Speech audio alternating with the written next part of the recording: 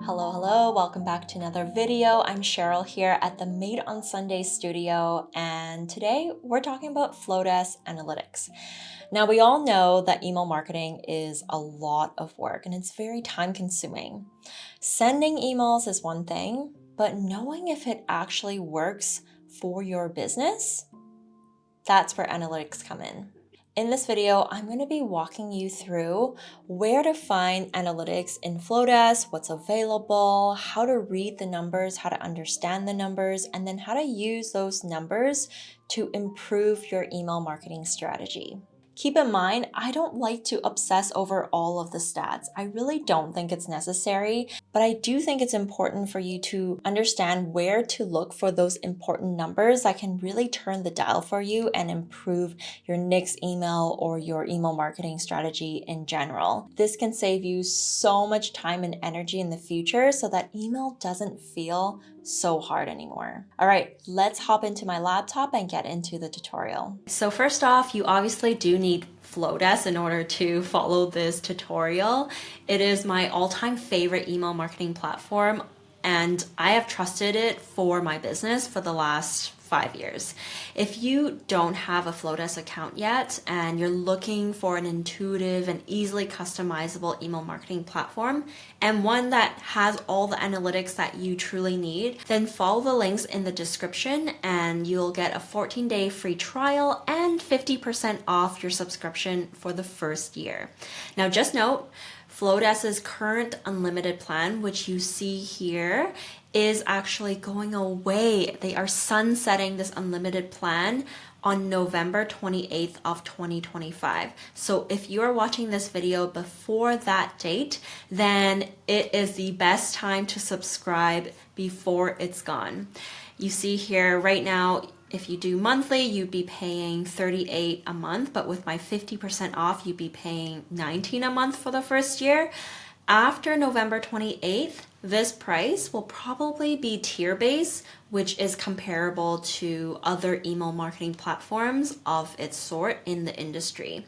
This is going to be the cheapest price that you pay, especially as you grow your business. So if you subscribe before November 28th, you lock in this price you see here. I've been paying this price for the last 5 years, and I've grown my email list to almost 10,000 people. And if I were to use another email marketing platform now, I'd be paying way more than you see here. So lock it in now. If you are on the brink, like not sure about Flodesk, I have a whole Flodesk playlist. So go watch all of those videos, get familiarized with it, see if it's right for your business.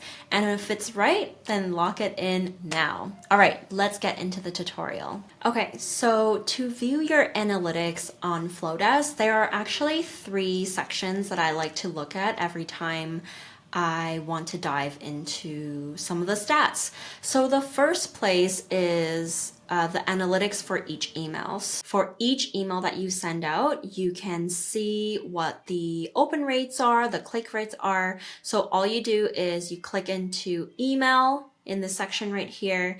You can click on the specific email that you want to review. So let's say we want to review this one.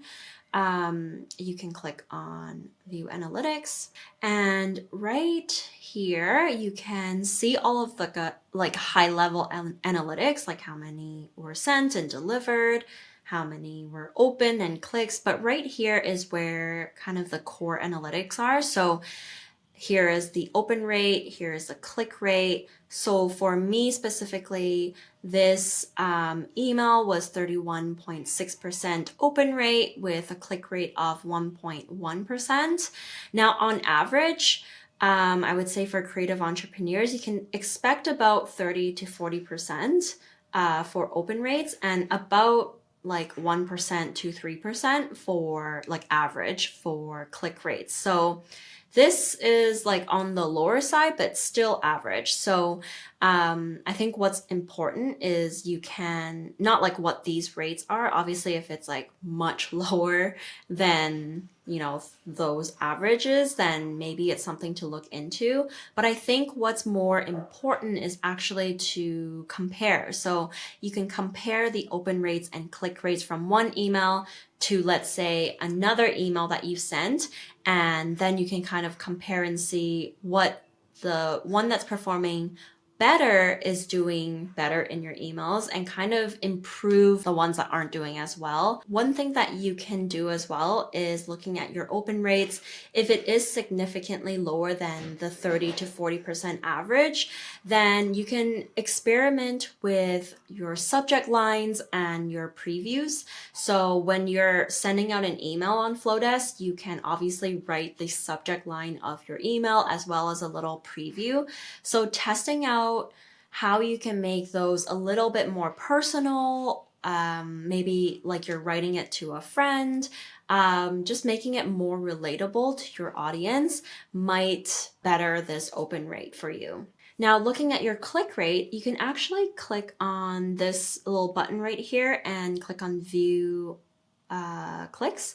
And then inside here will show all of your links that are in that email. So right now I do have quite a few email links, but most of them are actually just from my Instagram bio.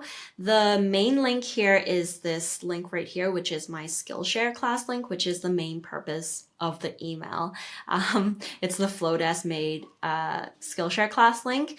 And that's exactly what my intention was with this email. So if your click rates are low, you can go in here and kind of see what's not performing very well, right? Are there too many links there? Is it too scattered? Maybe by having a focus in each email, like for example, this one, the focus was the link to the Skillshare class.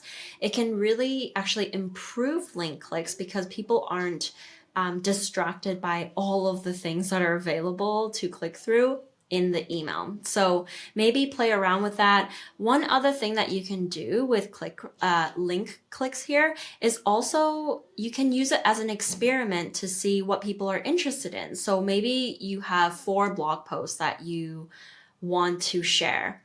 By linking all 4 blog posts in this one email, you can see which blog post is clicked more often, and the one that has the most clicks is probably the one that your audience is most interested in. So moving forward in your new emails, maybe you can make more blog posts that are related to that topic. Maybe you can share more content around that topic for future emails. So that's kind of one way to use it as an experiment as well to improve your future emails. All right, so if I go back, down here, you're going to see your unsubscribe rate or amount as well. So for this specific email, I have 39 people who unsubscribe, but it went out to actually almost 5,000 people. So to have 39 people unsubscribe, that's actually not a lot in comparison.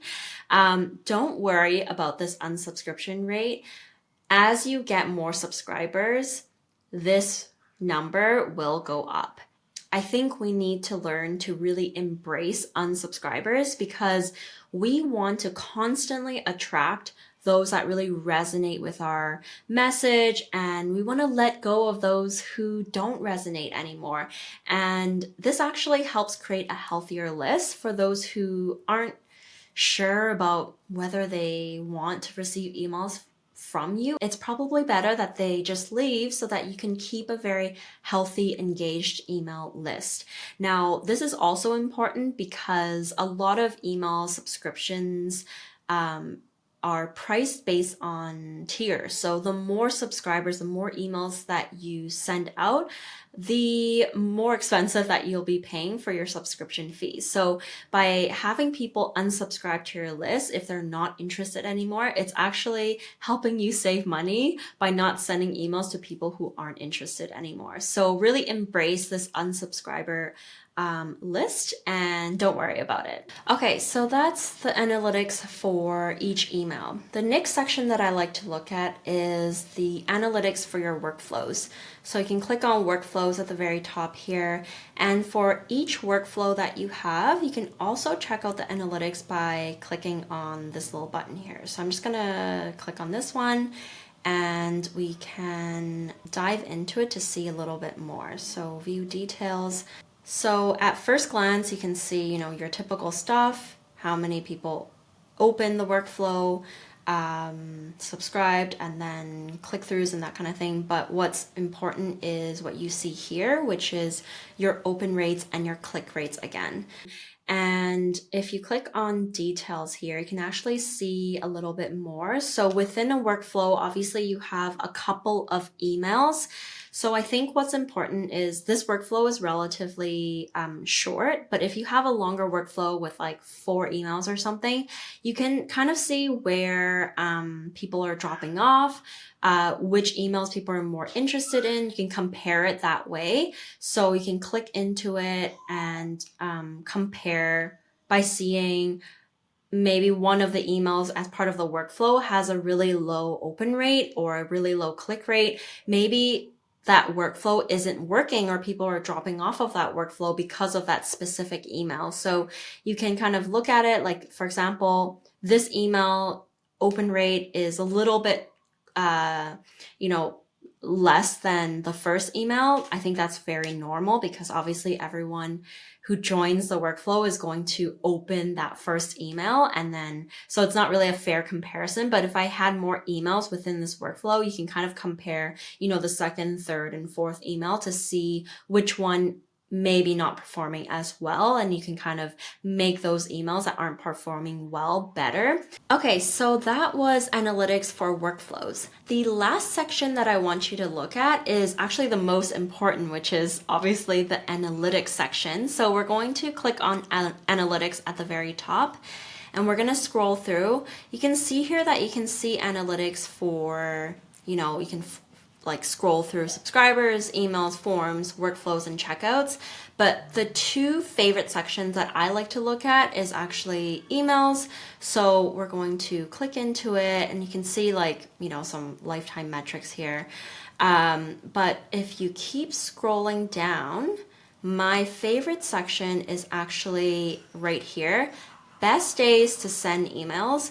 This can tell a lot about when your subscribers are actually opening and clicking through your emails. So for me, you can actually go to lifetime. I'm just going to do all time just to kind of do a comparison, because I've been looking at my analytics and kind of determining which days are better. But as you can see here, if you look at your lifetime analytics, if you've been sending out emails for a while now, then you can kind of see which days are working best. So for me specifically and for my audience, so I send out most emails on Thursdays, but the open rate and the click rate is actually doing the best on Saturdays, which is super surprising for me. So maybe by seeing this analytics right here, I should decide to actually send out my emails on Saturdays, because those are the times when people are opening and clicking through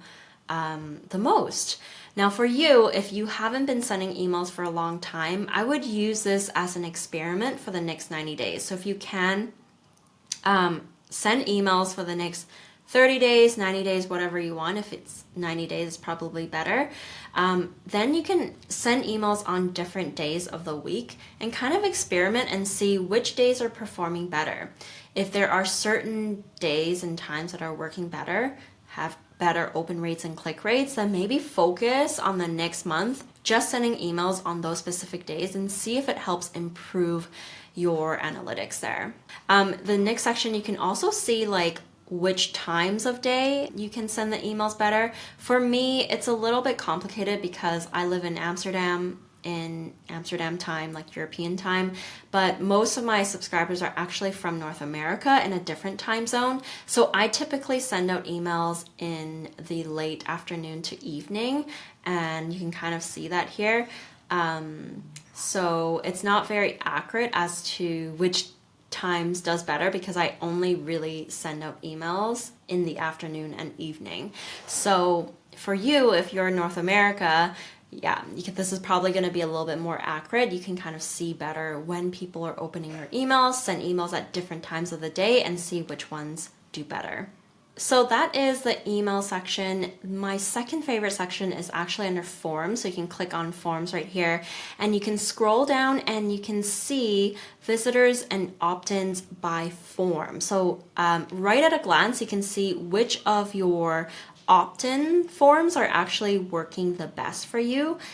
So for me in the last 30 days, the Flodesk made waitlist is actually the opt-in form that is doing the best, which is probably accurate because that's the one that I've been talking about the most in my content. So what I like to do is I actually like to look at all time because I've been creating forums for a very long time now, and you can kind of see which of these forms are doing the best to bring in new subscribers. So let's say you have 5 different opt-in forms for different freebies that you offer. Maybe one specific freebie is doing better than the rest. And so like for me, my best performing form and freebie right now is my Notion dashboard template. So people seem to really love my Notion content. So seeing this, maybe I can create another freebie that is Notion related, or a digital product that is Notion related, or maybe more content that is Notion related. And this might give me an indicator that this is what my audience wants. All right, and that is it, you guys. I hope you enjoyed that tutorial. And in case you didn't know, this was actually just a little peek into a bigger email marketing class that I just launched. It's called Flodesk Made, Design and Launch Your Email Marketing System. It is everything you need to know to start your email marketing strategy on Flodesk. I'm going to walk you through all the way from strategizing your email plan together, all the way to creating your opt-in forms, your lead magnet, your welcome sequence, and then finally we're going to create your email newsletter template together so you can continuously nurture your audience. If you're interested in the class, you can take it on Skillshare with my 30-day free trial or Skillshare subscription. I hope to see you in class, and I'm going to leave the links to that class in the description below. I'll see you there. Bye!